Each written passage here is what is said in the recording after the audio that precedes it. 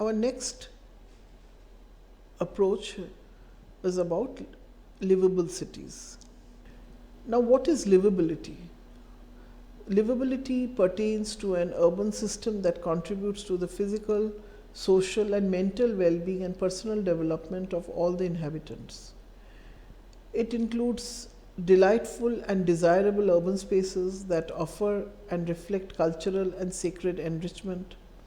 The key principles are equity, dignity, accessibility, participation, empowerment, and livability is the sum of factors that add up to a community's quality of life, including the built and natural environment, economic prosperity, social stability and equity, educational opportunity, cultural, entertainment, and recreation possibilities. Now, livelihood and ecological sustainability are two faces of the coin of livability. Livelihood means jobs. Without livelihood opportunities, economic independence would not be there, and that has to be commensurate with ecological sustainability in order to together make a livable habitat. A livable community is one that has affordable and appropriate housing, supportive community features and services, adequate mobility options, which together facilitate personal independence and the engagement of residents in civic and social life, as per American Association of Retired Persons. So, a livable city, so with all these various definitions and perspectives, we can say that a livable city is a city which is attractive, worthwhile, safe, for various stakeholders, for children, for elderly, for differently abled, and not only for the people who earn money there, but also the surrounding communities. The Global Livability Report of 2017 has given a livability index, and you can see the indicators: the stability, healthcare, culture and environment, education and infrastructure together contribute to the city's livability. Now, the livability index for Indian cities given by the Ministry of Urban Development speaks on institutional, social, economic and physical parameters, as you can see here. Now, Vienna in Austria is the first, or is ranked first in the Global Livability Index of 2018, and Vienna is the capital of Austria. It has a population of 1.7 million, area of about 415 square kilometer. It is a city of dreams, of music. It has rich history and culture, but the challenges it was facing was of rapid urbanization, then shrinking open spaces, green spaces, and increasing traffic. So the strategies which they have adopted in order to become livable were of land mobilization, balancing polycentric location development, that means decentralized development, smart energy planning and management, efficiency and sharing of responsibilities between public and private sectors, and inclusive urban development. They also looked at revival of their open and green spaces. They tried to develop a network of open and green spaces and tried to maintain quality of these spaces. Regarding mobility, the strategies were that they focused on eco-friendly means of transport, encouraged walking and cycling, and tried to convert their streets into public places.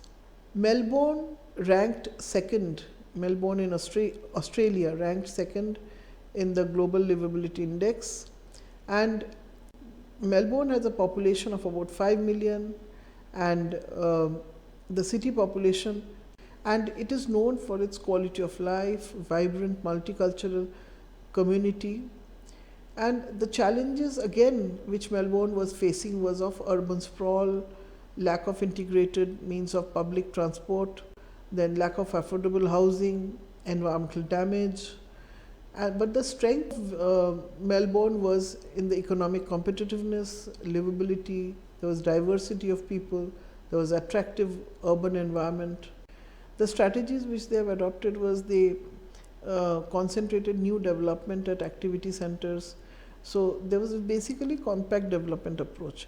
So these activity centers were near already existing infrastructural facilities and at strategic redevelopment sites.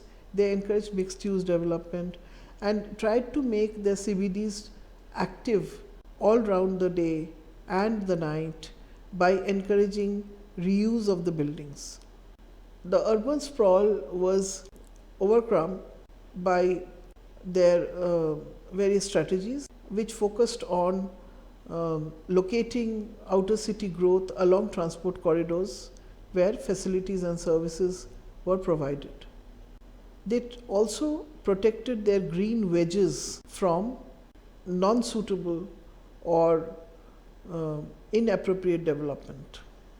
Since there was lack of integration between various modes in Melbourne, they tried to integrate it through capacity building, capacity improvement of this public transport, reliability on trams and buses, and improved accessibility by making Melbourne a 30-minute city.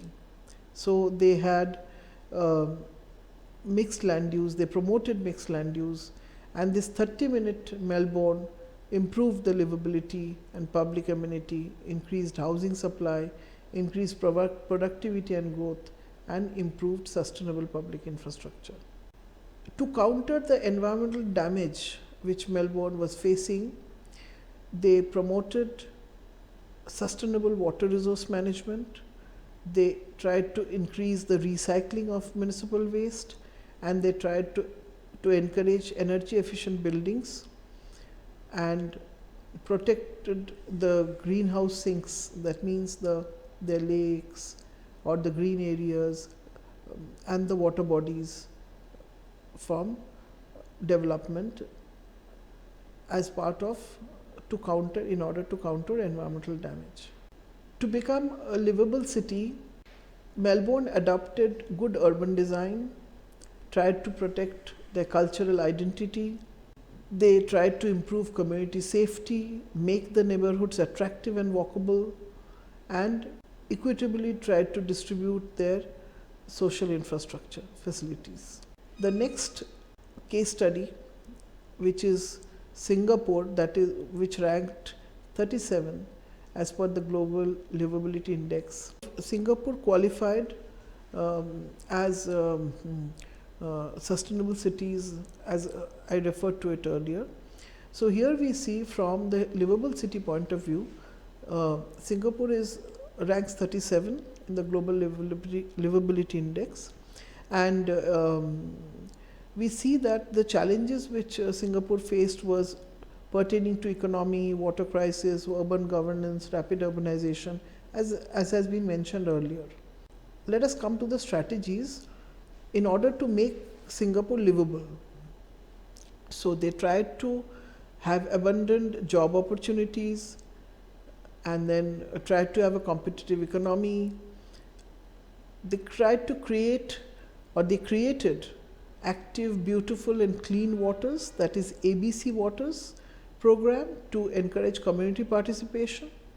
They had concrete drains and canals which were revamped and included in the urban landscape by incorporating community activities and water sports. They had a dynamic urban governance system, strong leadership with great political will. They built a culture of integrity.